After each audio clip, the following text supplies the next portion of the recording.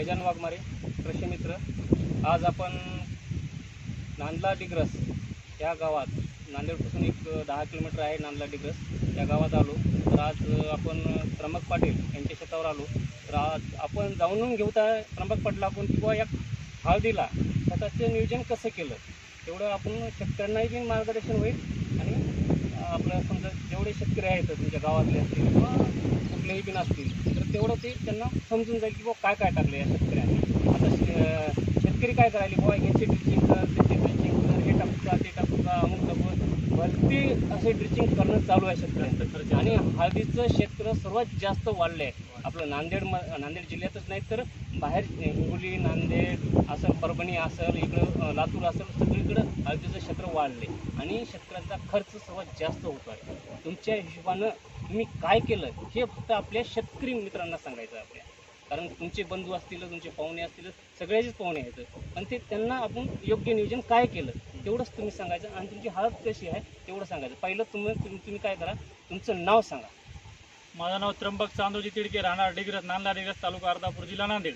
इथून रहिवासी असून आमचे मोबाईल नंबर 99 22 83 28 78। गजानन वाघमारे साहेब आमचे मित्र आहेत, आमचा परिचय 10 वर्षापासून आहे।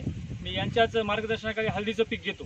मी आतापर्यंत कोणताच वॉटर सोल्युबल खत सोडला नाही, फक्त एक खताची डोस दिलेली आहे।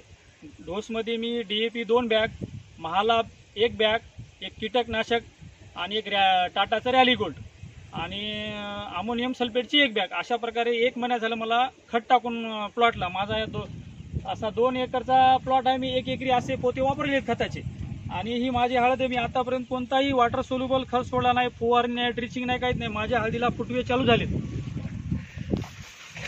हा बघा, माझ्या हळदीला हे 2 3 4 असे फुटवे सुरू झालेत। इकडे कमी आहेत, त्या भागात खूप जास्त झालेले आहेत। आता माझ्या प्लॉटवर रोगराई काहीच नाही।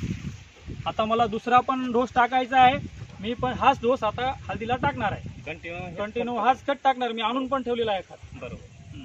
आता हे तुमचं किती 2 एकरचं क्षेत्र आहे? 2 एकरच आहे। आपण एकरी समजा 2 बॅग महाल DAP, 1 बॅग अमोनियम सल्फेट आणि टाटाचं रॅली गोल्ड आणि 1 कीटकनाशक हे असं टाकलेलं आहे। बरोबर। बरेच म्हणू लागले वॉटर सोल्युबल सोडा, 1261 सोडा असं, पण मी आतापर्यंत काय सोडलं, माझ्या हळदीला ऑटोमॅटिक फुटवे चालू झाले। बरं, आता तुम्ही इतर आपल्या शेतकरी बंधूंना काय सांगू शकता? मी माझ्या गावातील सर्व मित्रांना किंवा पाहुण्यांना हेच सांगणार की या पद्धतीनंच खताचं नियोजन करायचं, जास्त खर्चात जाऊन जास्त याच्यात जायचं नाही। बरोबर। कारण की मी कोणताही खत सोडला नाही तरी माझे फुटवे, मी जी डोस टाकली त्याच्याने हे सुरू झालेत फुटवे माझे। आता शेतकरी म्हणतात बुवा ह्यानं फुटवा निघते, त्यानं फुटवा निघते, असं आहे का काही?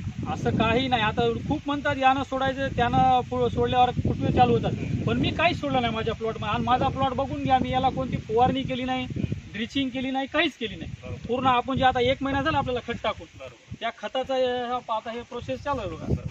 आता हे माती वगैरे लावून खत आता कधी टाकणार आहात तुम्ही? आता मी 8 दिवसानंतर आता उघड झाली की खत टाकून ट्रॅक्टर समजा माती लावून टाकणार आहे। बरोबर। हे दुसरा डोस तुमचा आता दुसरा डोस होणार माझा 8-10 दिवसात।